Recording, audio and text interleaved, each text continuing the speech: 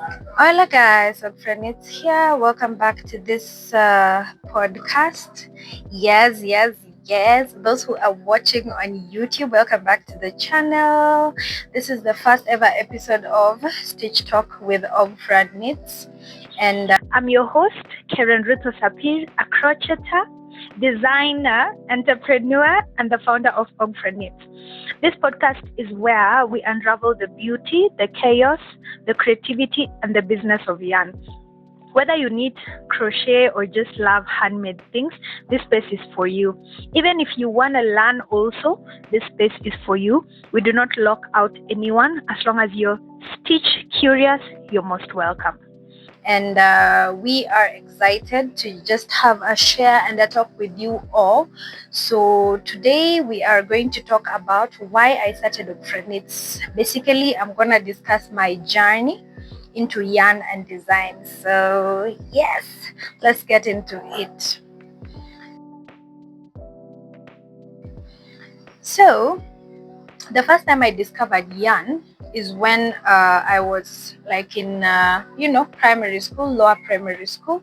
I was in class 4 probably, and the reason why I discovered it is because I didn't kind of discover it. Everyone around me was knitting or crocheting, whether it was our nannies or our house helps or my mom, my aunties were always knitting or crocheting. So automatically it's something that I picked up without having to be like sat down and shown step by step on how to knit or crochet.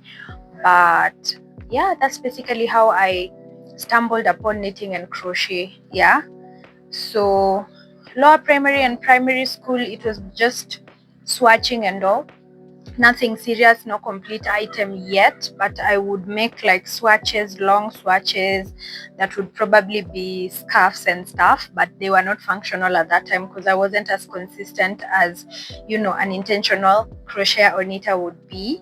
So yeah, I remember the first ever time I got to hold a crochet hook, because I started with crochet, then knitting followed later. I remember I was playing, then my nanny, I vividly remember her name. She's called Caro. She came out holding her yarn, and she was making the uh fabrics for my mom's couch and stuff. So she was crocheting them. I don't know whether you guys are familiar with that, but in Kenya specifically, I don't know about the rest of Africa, but in Kenya, a lot of women endure their couches with crocheted, lacy fabrics of sorts. Yeah. So that is what she was making. And I left my friends playing and I came sat next to her, and she could tell that I was looking in awe. Like she could see from my eyes that I really wanted to try it out. So when her time to make evening tea came, she rolled for me a little ball of yarn, and she gave me the hook, and she told me, when I come back, I don't want us to fight. You give me back the hook, okay? Then I was like, okay, no problem. And since I didn't want to mess up this opportunity, I definitely, crocheted something, and I even completed that ball of yarn because it was like a tiny ball of yarn. When she came back, I was like, here's your hook. Hata hivyo nimemaliza. I finished the yarn.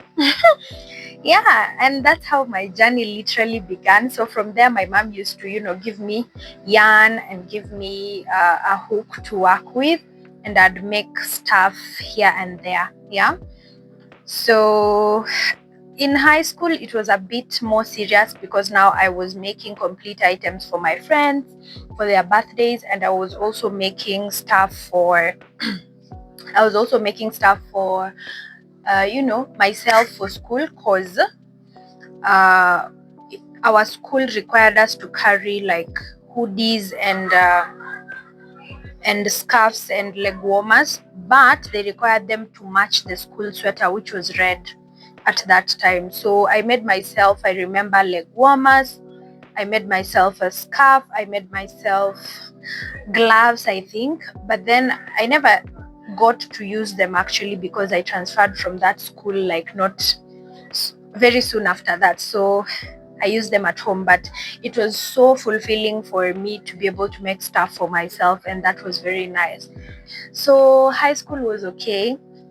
Yeah, so the moment I was able to like see that actually this thing may be something very serious or something very useful was when I went to campus. And you know, in campus, life without money is quite difficult. Yeah, so I wouldn't say that at that time life was very smooth and easy, because we had just lost our dad earlier that year. So money was a bit tight because we have school fees, of course, and my mom is paying school fees by herself. We have, you know, things to, like, we just have a lot of things to do, or a lot of needs at that time. So when I was in school, I was like, see, I have a skill over here. I didn't think much about it. It's like I was just trying it out or winging it to see whether it will work or not. But I didn't have that view of like, once I make these things, I'll definitely sell them and make money. I didn't have that thought. Actually, I just winged it. So I got some yarn and made a beanie and posted on my IG. And that's how Ogfra was born. Basically, it was born out of necessity, out of need. I needed money, and I had a skill, and it's not like I was sure whether it would like pan out or not, but I just started. And let me tell you something, even up to now, I can't say that Ogfra is like perfectly financially stable as I would want it to be. Yes, we are doing good in terms of teaching, but it's not as sustainable as someone looking from outside would see. Now, in this podcast, we are raw. We are gonna talk the facts as they are, because when you stand from outside, you may think that, Ogfra is all about, making that bag. We are, streaming in money and all, but the thing is, remember, as much as we're making that money, we also have needs. We also have like expenses. We also have bills to pay. So money in, money out. Like, money comes in and money goes out. So sometimes you may find that you've done a big job, but you still have like some bills that are waiting for you to sort out, and it's not at all florals when money is coming out of your pocket. Yeah, so yeah, even at the moment, there's money that I require to pay for something somewhere. So any money that's coming in right now, trust you me, that money is not coming into my pocket or my savings account. It's going to sort out something. So yeah, that is actually the life and the norm of an entrepreneur. So before you jump into it, you need to put that in mind and maybe think about it for a minute. Yeah. If you don't have tough skin, please wait a bit, but we are going to talk about more about that later. So basically, that need pushed me to start, doing something. Yeah. And I was still in architecture school, so it wasn't easy for me to like really work full-time on Ogfra. Yeah, I was still a teenager, still trying to also get good grades. And in African homes, personally, I come from a home where my father clearly stated, if you don't pass, you don't deserve anything extra. So if you fail, whichever school you'll be called to, that's the one that you'll go to. If you pass, whichever university that you'll be called to, that's the one you'll go to. So in my head, I still had that mentality, even after he had, passed. I had that mentality, yeah, if I fail architecture school, my life will have just, ended there, and it will have been wasted and all. So yeah, that's what my mind was. So I was half in Ogfra and I was half in school, but school was most priority, because I told myself, okay, the business will be there even after I finish school, but if I don't make it in school, I may not get another chance. So I really pushed myself to, just do as much as possible, especially for my schoolwork. And I did well actually, which was a good thing. But Ogfra was still running in the background. So in a week, I would make one order here, another order there. It wasn't like consistent, but I would do something, yeah. So all through, all the way to when I finished school. Yeah. So that is how my entrepreneurial journey began. Yeah. And in the beginning, I was like learning from other brands on Instagram and seeing how they are doing things, and that's what also helped me grow my brand. First, I went to YouTube and tried to grow my skill. By growing my skill, I mean I started following, the famous crocheters who do tutorials on YouTube and stuff. So I started following them, and I started, sharpening my skill. And that's how I even learned really well learned knitting, because I didn't learn knitting from, when I was very young, but after, campus, when you have access to the internet, you have access to YouTube, you have access to almost everything, you're able to actually watch and see what they are doing, what you can improve, and what you can learn from them. Yeah. So that's basically what I did to improve my brand in terms of my skills. And then I started branding my business in terms of, creating a logo. Before, I think I didn't have a logo, I didn't have one. I was just winging it because I was like, anyway, I'll just put a picture there of, an item that I've made, and I'll write the name, and that's it. But then later I came to realize that identifying your business with something is very important. Like have that thing that when people see, they know this is Ogfra, yeah. And yeah, I eventually, ventured into learning how to use Canva and how to use this design applications that are basically free, because at that time I didn't have money to like pay for uh, apps that are not free. Yeah, I was using each and every resource that I had available that was costing me as less money as possible, because yeah, why not? At that time, when you're starting a business, you are not in a position to like spend as much money as possible. You want to earn as much as possible, retain as much as possible, but you want to get as much input as possible. So yeah, I learned how to use Canva. I started making my own logos, and then I also started doing posters for my page. Anytime I have like a sale, or I want to like, promote something, I do a poster for it and stuff like that. So that's how I started branding Ogfra as a business, and I started growing it towards like a business that is like legit or viable in people's eyes, because nowadays, even if you're like on IG and you're just there, people won't take you seriously as much. But if you have like some branding, uh you have like a bit of branding behind you, then there's a possibility of more people to like take you more seriously compared to if you are not. So yeah. Yeah, and that's how I've been working. Basically, up to now, I think I've never paid anyone to do anything for Ogfra in terms of social media presence, in terms of branding, in terms of like content creation, in terms of everything. Up to now, I have been doing it myself. That's why I'm saying, standing from outside, you might think that, oh wow, this brand has really made it to such a place that they can even hire. We are not yet there, but we are working towards that place. Yeah. And as a business owner, or as an entrepreneur who is starting, kindly equip yourself with as much skills as possible. These things will really help you and save you time. Also, knowledge is important. That's why in architecture school, we will go to workshops and learn how to, build walls literally with bricks. We learn how to weld. We learn how to do carpentry, we'll learn how to do joints, the different joints.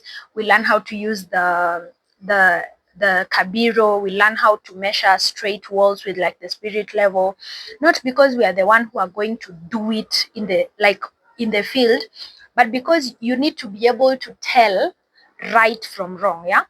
So for example, if you go to site and you're overseeing like a project, you need to be able to see, you need to be able to know, has it been done well or wrong? So you want to know the difference if you don't know what's right. Yeah. And you'll know what's right by doing it. So the same way in branding for an entrepreneur, you need to be able to know how a good logo looks like, or the characteristics of a good logo, or posters. How if you're doing a poster to attract like registrations or to attract customers, what are the things you need to consider? Where should your logo be? The writings, the fonts, which colors appeal to the people's eyes and stuff like that. So you need to learn before you even pay people to do it for you. Yeah. So that when you're able to pay people to do it for you, you can be like, no, I don't like this. This is not what I requested in my brief.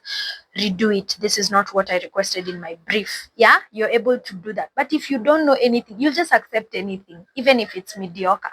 So that's why it's important for you to really do as much as possible by yourself. Let me give an example. At the moment, I've just started this podcast, and I am literally doing the podcast by myself. I'm in the balcony. I am doing it by myself.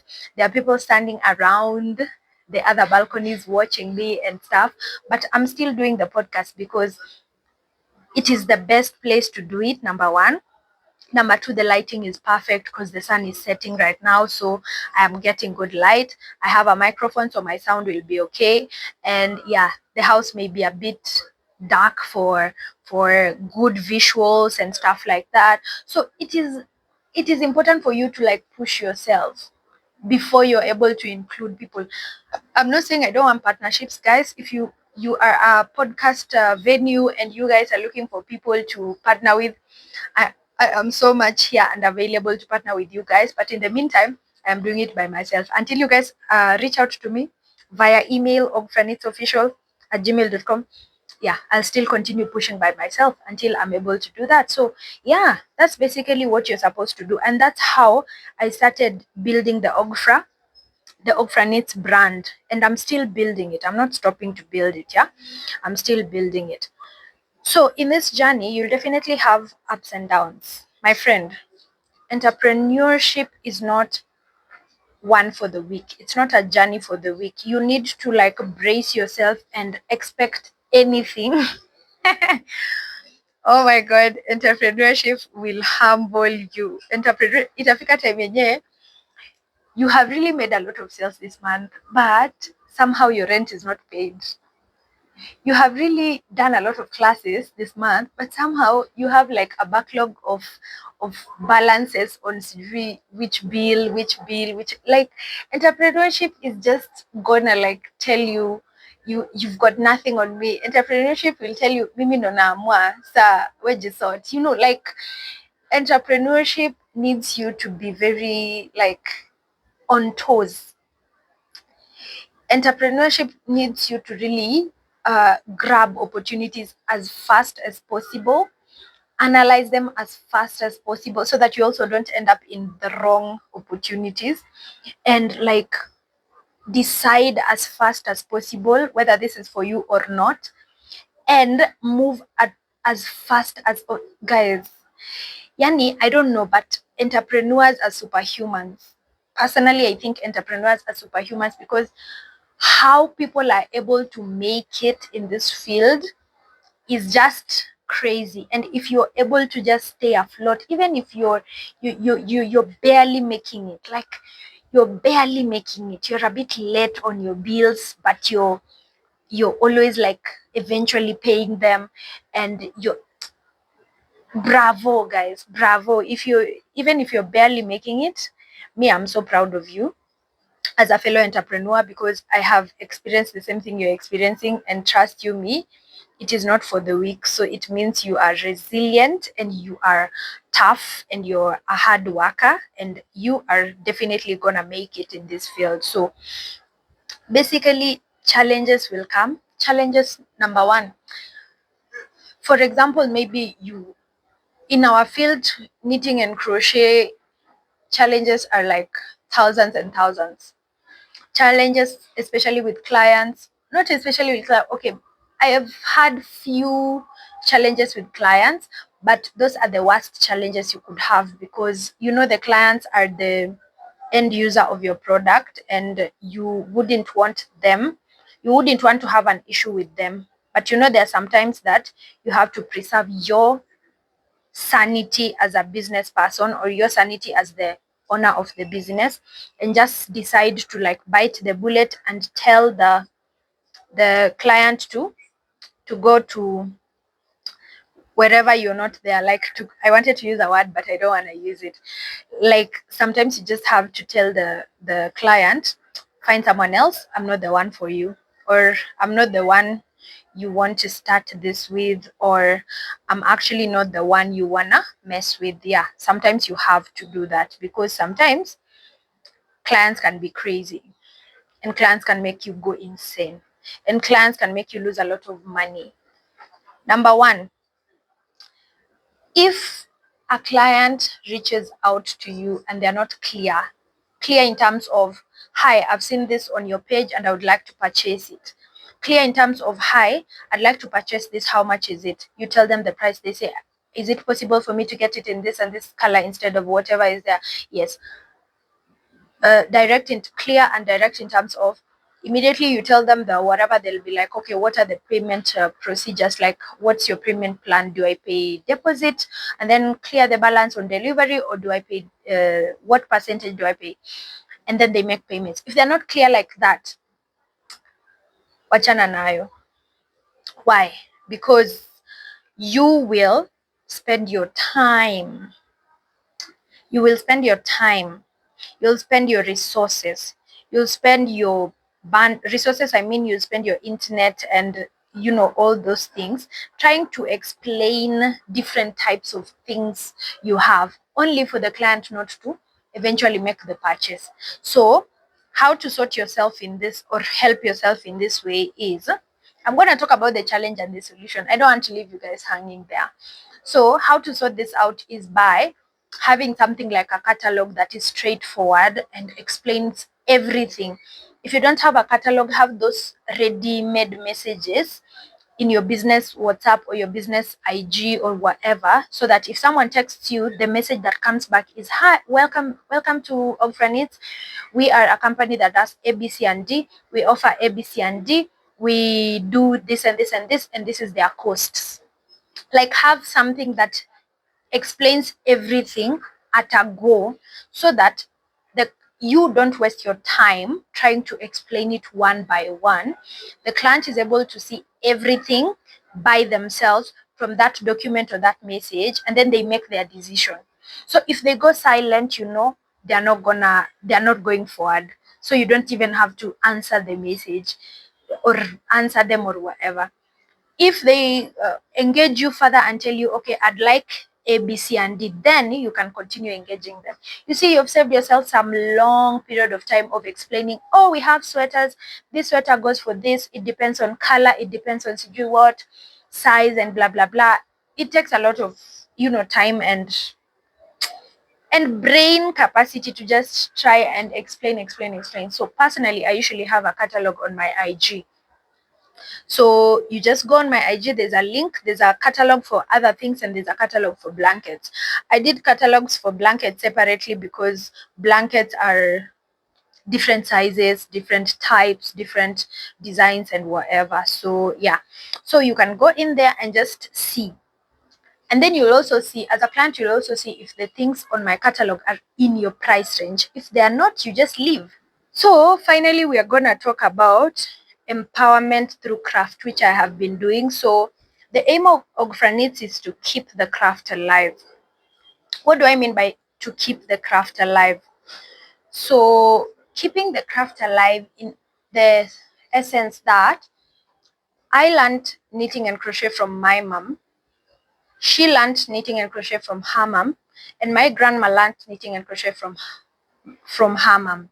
Meaning, 4 generations down, knitting and crochet is still alive. I am a good teacher. That's something I am sure of. Like, that's something I know. I am a good teacher. Why? Because all through my life, even in primary school, campus, high school, and campus, I've always found it easy to explain concepts and things to people.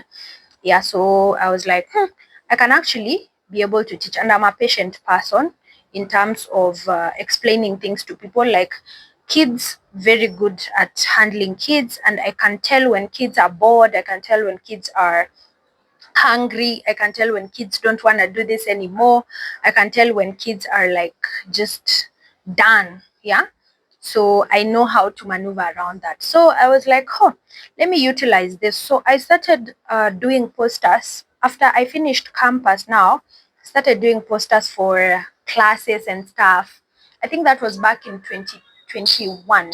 Yeah, 2021. Started doing posters for, oh, I have classes, you can sign up. So initially I started with online classes because I didn't have a specific place to teach at. So after a period of time went and I started working, I used to do private classes at people's houses. So I started specifically with some kids, that a kid whose parent like signed them up for my classes. And then after they did one class, they told their friends, and then their friends told their friends, and then I had like a whole group of kids being taught crochet by me in the evenings after school. Yeah, so I would finish work quickly, and then you know do take an Uber, go to their home, teach them, and then come back home at around, I would reach home at around 8 p.m. and it was so taxing. It was very difficult. And then I wake up again the next day and do the same thing. So I was like, after a year of working for someone, I stopped, and then now I started doing knitting and crochet and teaching full time. So I asked myself, how can I, improve the teaching thing? I wrote a proposal to the Institute store and told them I wanted to, I know you already have a crochet teacher, but I wanna teach knitting because you guys don't have a knitting, someone who teaches knitting there. So I waited. It took a bit of time, but eventually 2024 June, the thing was passed and I started teaching knitting for kids and adults, and then also crochet for kids. Why? Because kids, I know how to handle kids well. Yeah, so that's how I started. And then now you see, when now you're partnering with a brand that sells yarn, when you push it and they push it, the gospel is spread faster and wider compared to when I am the only one who is pushing it. Yeah, so yeah, that's how it has been done. We've done what we've clocked 1 year in June. Now we are in the second year and I'm so excited about it. I'm still writing proposals to different places. As you know, entrepreneurship, you don't have to sleep. Don't feel like you've reached. Don't feel like you've reached. Why? Because the minute you just relax like this, something happens and then you go back to ground zero. So be always on your toes.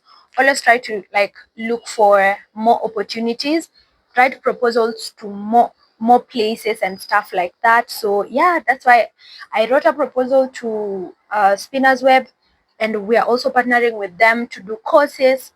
And I'm writing proposals to groups of schools so that I'm able to also teach them or do clubs there at a fee and stuff like that. So don't stop. As an entrepreneur, you really need to be on toes so that you don't end up being caught off guard. Don't get caught off guard, because it's the worst thing that can happen if you're caught off guard as an entrepreneur, because you have nothing else to fall back on. When someone is on an 8 to 5 and they're also an entrepreneur, that's for them, that's okay, because if the entrepreneurship doesn't work, they have an 8 to 5. Every end of the month, they get something. But as an entrepreneur, 100% entrepreneur, that's all you've got. If you're caught off guard and things go haywire, my friend, utapigiwa simu na landlord mpaka uchoke. Yeah, mpaka uchoke, because it's not like a fun thing. It's not pretty. So be on the lookout for new opportunities and don't be afraid to ask. asking is what got me like these opportunities. Asking is what got me these opportunities, and also talking so much about my what I do is what got me these opportunities. So do not stop. Yeah. So in the meantime, I still do my private classes. There's still people who prefer private classes because they don't want to do group classes. So I still do those, though they are a bit expensive. I charge way more because the time I would have used for 4 people, I'm using for just you. So you have to at least, break the bank a bit for that. Yeah. So yeah, that is the thing. And that's how Ogfra is what it is right now. And yeah, I'm so happy talking about that. It has been so enlightening because you see, once you talk about your journey and some like the things that you've experienced before, some things hit you and you're like, oh wow, I've actually done a lot of things and I've actually achieved a lot of things despite the challenges and the things that are still bugging and bringing me down. I've actually done a lot and I've worked hard. So sometimes it's good to talk about your journey and your experience to remind yourself that you're actually not you're not wethibure, like you're not just there. You're doing something for yourself, and one day it's gonna pan out. One day you're gonna own that house that you wanna own. One day you won't have to pay rent to someone every month. You'll have your own place and you're the one who will be charging rent, and you'll be a nice landlord because you'll understand that life is difficult sometimes for people, and you'll be rich enough or wealthy enough to extend that grace. Yeah. I've realized that sometimes, by the way, poverty usually makes you very angry and very what can I say? And very like stingy, like yo. Anyway, let me own houses for me to make this comment because maybe I'm speaking without knowledge, but I know that sometimes compassion and grace is just important because eventually we are human beings and we will leave the earth. We are passers by. We leave the earth and just leave these things here. Yeah. And then you meet with your tenant who you locked out of the house for like on the rain, and he's just there smiling and jumping and singing hallelujah. Oh my god, oh my god. Anyway, that was episode number 1. I hope you guys have enjoyed. Comment down below, tell me which are the challenges that you've been facing, and tell me what what what what stage are you in. Are you in the stage of just starting your business? Are you in the stage of turning that passion into a business? Are you in the process of like have you already built and branded, or are you in the process now of facing the challenges because ndo umeingia kwa market? Are you in the process of expanding? Are you thinking about doing other things related to knitting and crochet? So like there are other people who sell yarn, there are other people who hire out their knitting machines and stuff. So yeah, guys, I'm excited. Thank you so much for tuning in. Be sure to follow, play this podcast, like listen to it, because if you don't listen to it, yeah, listen to it, like it, share it, comment down below, and yeah, looking forward to see you in the next episode, which is episode 2, and we'll have a beautiful conversation like we did today. So before I go, yarn of the day, I'm using Flowers Moonlight. This is yarn by a company called Yarn Art. Yes, Yarn Art.